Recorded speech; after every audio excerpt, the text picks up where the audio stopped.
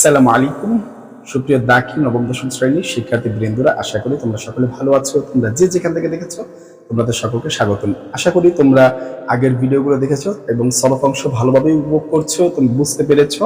অবশ্যই তোমরা অনেকে কমেন্ট করে জানাচ্ছ যে খুব সুন্দর হচ্ছে ক্লাসগুলো। তো এরকম কমেন্ট করে আমাকে আরো উৎসাহ করো, যাতে করে আমি যেন তোমাদের জন্য আরো ভালো কাজ করতে পারি, সেইভাবে উৎসাহ দাও। আর এবং ভিডিওগুলো তোমরা অবশ্যই শেয়ার করে দেবে, লাইক করে দেবে, কমেন্ট করবে অবশ্যই। না হলে আমরা উৎসাহ পাবো কিভাবে? তোমাদের জন্য এই যে দাঁড়িয়ে দাঁড়িয়ে কষ্ট করে ভিডিওগুলো দিচ্ছি, যাতে করে তোমরা সহজে বুঝতে পারো। মেইন বেসিক বইটা বুঝলেই তো তোমাদের লাইফ ক্লিয়ার। তো আমরা সেটাই চাচ্ছি যে যাতে করে তোমাদের মেইন বই ব্যাপারে জানি কোনো প্রশ্ন না থাকে। তো চলো, আজকে আমরা অলরেডি বোর্ডে দেখতে পাচ্ছি কি বিষয় নিয়ে আলোচনা করব। সেটা হচ্ছে ইলমে নাহু যে অংশটা আমরা পড়েছি, সেই নাহু অংশের প্রশ্ন সমাধান। নাহু অংশের প্রশ্নের সমাধান। তো এখানে আমাদের বইতে মাত্র 3টা প্রশ্ন আছে। কয়টা প্রশ্ন আছে? আমাদের ইলমে নাহু অংশে মোট কয়টা প্রশ্ন আছে? 3টা প্রশ্ন আছে।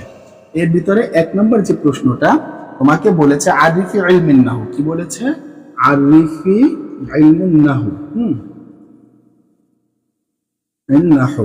আচ্ছা, ডট ডট ডট। এখানে বলেছে আরিফি ইলমিন নাহু, তারপরে বলছে সুম্মা বাইয়িন মাওদুউহু ওয়া গরদুহু। এই একটা প্রশ্নই বিশেষ করে তোমাদের বোর্ডে আসে, ঠিক আছে? এই একটা প্রশ্নই তোমাদের বোর্ডে আসে।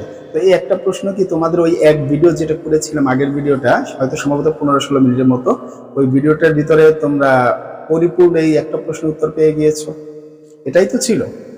এই হচ্ছে আমাদের এই ভিডিওর প্রশ্ন। এরপরে যে দেখো তোমাদের যে বলছে বাইয়ান আসবাবুন নাশাআতুল ইলমিন নাহু মুখতাসিরান, মানে ইলমিন নাহু উৎপত্তি ও কারণসমূহ সংক্ষেপে বর্ণনা করে। এগুলো তোমাদের কাছে এখন চাবেন, এগুলো আলিমে গেলে সম্ভবত তোমাদের কাছে চাইতে পারে, আলিম ফাজিল কামিল।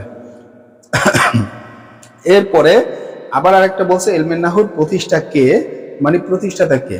হ্যাঁ, ইলমিন নাহুর প্রতিষ্ঠাতা হচ্ছে কে? সেটা হচ্ছে আমরা কাকে বলবো? যে নাম কি? সিবয় তো একজন ছাত্র, খলিল একজন ছাত্র। হযরত আলীর কাছে যিনি গিয়েছিলেন, ওনার নামটা কি? ওই ভিডিওতে বলেছিলাম, আমরা এই মুহূর্তে খেয়াল আসছে না। হ্যাঁ, তো উনি হচ্ছেন আবুল আসাদ দুহাইলি। আবুল আসাদ দুহাইলি, ওনার নাম হচ্ছে আবুল আসাদ দুহাইলি। উনি হচ্ছেন ইলমে নাহুর প্রতিষ্ঠাতা, ওনার থেকেই শুরু হয়। হযরত আলী রাদিয়াল্লাহু তাআলা আনহু ওনার এই ব্যাপারটাকে অনেক ভালো বলেছেন। উনি বলেছেন খুব সুন্দর নিয়ম কানুন। তো এই হচ্ছে আমাদের এই চ্যাপ্টার বোঝার ক্ষেত্রে আমাদের যে বিষয়গুলো লাগবে এই চ্যাপ্টার কমপ্লিট করার জন্য। তাহলে কি লিখবো আমরা এই প্রশ্নের জন্য? আমরা প্রশ্নের শুরুতে আমরা কি লিখবো? শুরুতে আর লিখবো আন-নাহু ফিল লুগা। হ্যাঁ, ফিল লুগা। পরে কি লিখবো? এখানে ফিল লুগা গুলো লিখবো, তারপরে কি লিখবো? আল ইসতিলাহ। আল ইসতিলাহ। তারপরে কি লিখবো? আল গরদু। আল গরদু। আল গরদুহু। তারপর কি লিখবো? আল মাওদুউহু। এ হচ্ছে আমাদের এই একটা প্রশ্ন করলেই, আমরা যদি আগের ভিডিওটা ভালো করে বুঝে থাকি, দেখে থাকি, এই প্রশ্নটা সলভ করা আমাদের কাছে কঠিন কিছু না। কি লিখবো এখানে?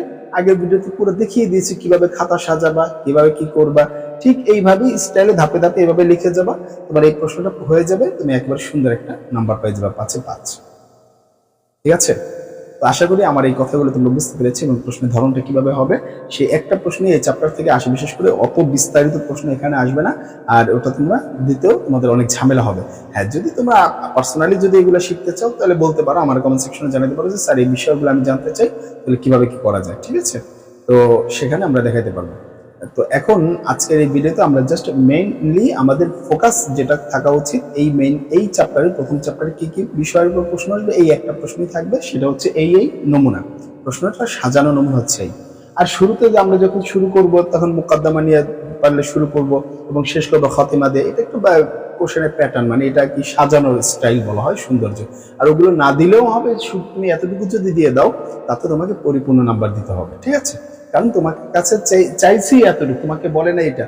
হ্যাঁ, তুমি যদি এখন কোর্সে তোমাকে বলা হয়েছে তুমি কেন তারপর সাজিয়ে লেখলে না, ওটা বলতে পারে টিচার যে তুমি একটা ছাত্র, তোমার তো অবশ্যই আগের ভিডিওতে আমি বলেছি যে তোমার এটা বলতে হবে, ঠিক না? তো এটা একটু লিখতে হবে যে তুমি একটা মার্জিত ছাত্র, সেটা তোমাকে বুঝাই দিতে হবে যে না, হ্যাঁ আমি এত সুন্দরভাবে লিখতে পারি, এটা লেখা উচিত, সৌন্দর্যটা হচ্ছে এটা। তো যাই হোক, আর কথা না বাড়াই, তো আজকের ভিডিওটা এতটুকু। পরবর্তী ভিডিওতে দেখা হবে। আসসালামু আলাইকুম।